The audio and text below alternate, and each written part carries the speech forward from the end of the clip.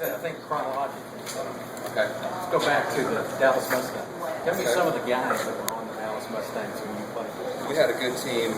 We had Eddie Furness, who played at LSU, set some records at LSU, went on to play in professional baseball. Our shortstop was a guy named Kip Hartwright. Played at University of Texas, played professionally. Second baseman's name was Adam Leggett, played at Georgia Tech. Third baseman, Mike Torty, who played at University of Miami. Catcher was Matt Garrick, who was a high draft pick. Outfielder's Chad Allen, who I played against, and he was with the Twins. Pitcher, one of our pitchers was Matt Blank, who was my high school teammate. He went on to pitch for the Expos. I remember Toby Dollar is from Graham. I don't remember where he went to college, but I think he was a high draft pick. Jeff Peck played at Texas Tech. I'm probably leaving some people out, I'm sure, but those are the big ones I remember. Remember the 15-16 league had Steve Ayers. Yep. My son was on the Braves. Sox. Okay. And y'all had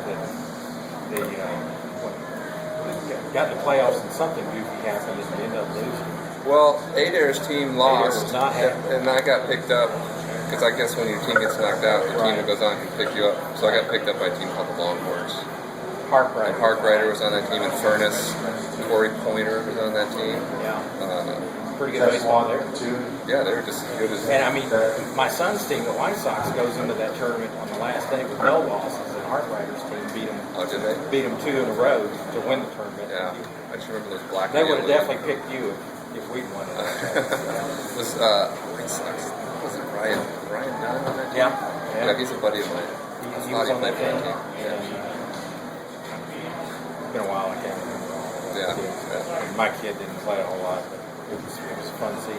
Yeah. Test But, one. okay, so coming out of high school, Test 1, 2. why did Test. you choose professional baseball? Test 1, 2. It would have been a harder choice had I been drafted later than I Test was. 1, 2. But Test.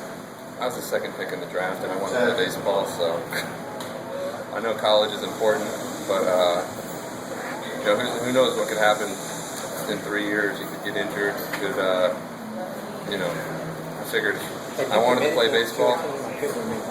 TCU. Your brother played there, right? Yeah, he played there. Lance Brown was there at the time, who I knew well. He was the coach.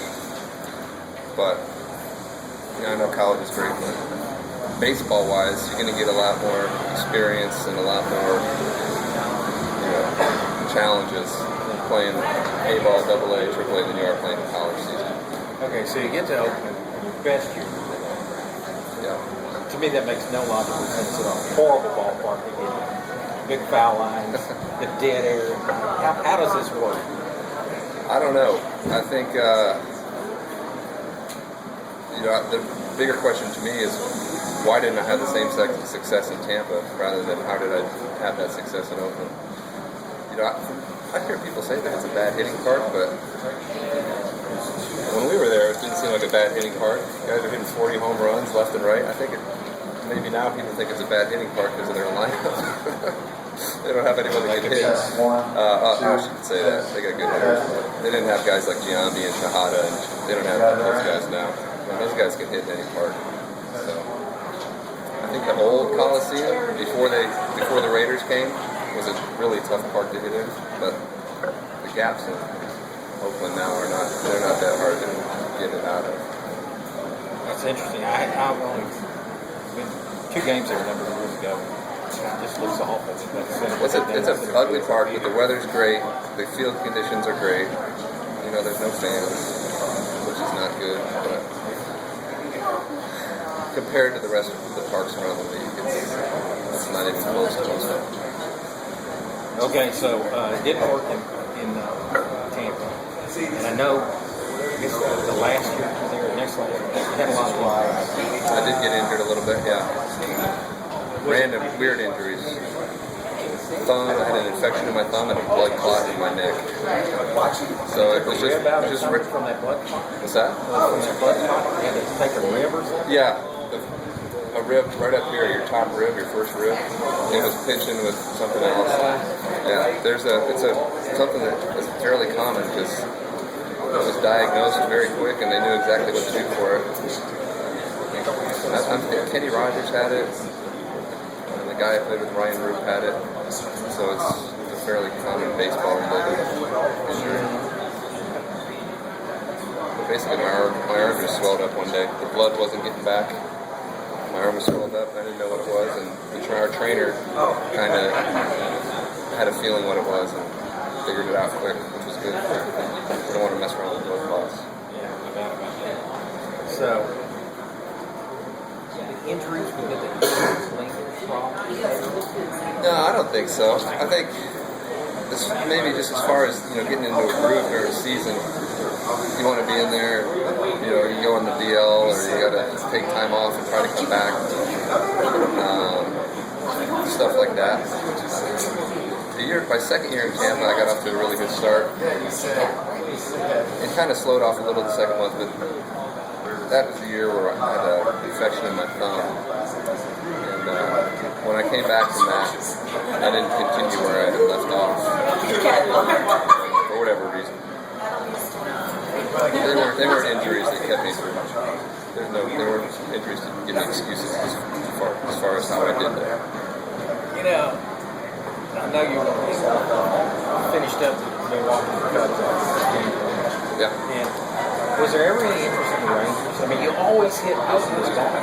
There was a year before I signed with the Brewers where I met with John Hart and Buck and Greg Fuson.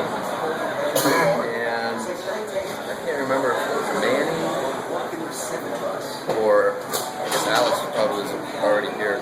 I think they were maybe trying to sign I want to say Manny Ramirez, but they weren't sure if he was going to come or not. And so they couldn't tell me until they figured out what they were going to do with him. And so in the meantime, I ended up just signing with Milwaukee because I didn't want to miss my chance. But I would have loved to play here. I say that, but I don't know. Maybe I felt more pressure because all the hometown friends and family. But I don't know. I definitely did well here. That's terrible. Yeah. It's always nice to let the penny hitters. Yeah, it's a great part to hit it. It's a great, And it was a time when the Rangers could have used some left-handed pop. Yeah. Worked out though. I mean, I had fun in Milwaukee. It was a good team. Did you like playing for Dusty Baker? Yeah, I did a lot. I liked all my managers except for Camille. That's interesting. I mean, I was wondering how much the coaching or the managerial aspect affected you. Not Did you much. not get a chance at the camp? No. You're saying like, wait, just ask me that again? Well, I probably didn't say it very artfully. You've mentioned the inconsistency. You'd go on the DL, you'd come back. It's hard getting through. Yeah. Was part of that these managers that, for whatever reason, didn't play you consistently? No. If they didn't play me consistently enough, it was because of how I was doing. Because in the big leagues, if you're performing, the manager's not going to take you out of the lineup. So that doesn't have anything to do with it. What about life after baseball? I had my first son when I was kind of winding down, and when I was done playing, he was about 3 or 4, so probably a little to remember. So Bodie, he's 9 now, and then since then I've had 2 more. Kaya is my daughter, K-A-I-A, and she just turned 7, and then I got a little boy that's about to be 2. So that's me now, family guy. Don't work, don't do it. Are you living in? No, we moved. We did for a while. Okay, I thought you were living in University Park. Yeah, we were. Up until last year. We moved. My wife she's from California, so we moved back. We lived in San Diego. Just the horrible weather. How do you put up with it? I know, it's tough. It really is. You got some more for us? Good. When I left Arlington, I came back. I left for college in '82, was kind of a disbursement of people. Because all you I don't know. school district. When you hear us go, Something happened, but it just wasn't the same type of neighborhood No, I know. community. A lot of people that got stuck in Arlington, it hurt them. I was glad to get out of there. I never came Yeah, when back. I go back to my parents' house, I'm like, drive through some of my old neighborhoods, I'm like, gosh, it seemed like it was a lot nicer around here. Well, it was the people that think, Yeah, maybe. We had because back in the day, my dad was too, especially Arlington was one of the best schools. It was the Plano Frisco Yeah, back then. of the day. Right. Yeah. Yeah, there was no Frisco back then. I didn't even hear Frisco until like Yeah. 7 or 8 years ago. And I go back there and like to go to the dentist, and it just makes me sad. Yeah, I'm the same way. When I go back, I stay at my parents' house. If I go anywhere, I'm like, oh gosh. Yeah, I was Kinda surprised depressing. that your dad still lived there. Yeah, But they're probably they're routine oriented. You know, they fix their house up a ton and put all these improvements into it, and they're happy where they are. My dad's parents are 93 and 94 years old, and they live in the exact same house that my dad grew up in, and so he's probably got a little bit of that in him. And so the other thing is, Massachusetts, right? yeah, Pittsburgh, Massachusetts. Like the idea, like you want to move close to your kids, like, but say you move to Dallas and be close to me, and then all of a sudden I would leave to San Diego. So yeah, what's the point? But plus he's working for the Rangers, so it's a good location. Drive to work.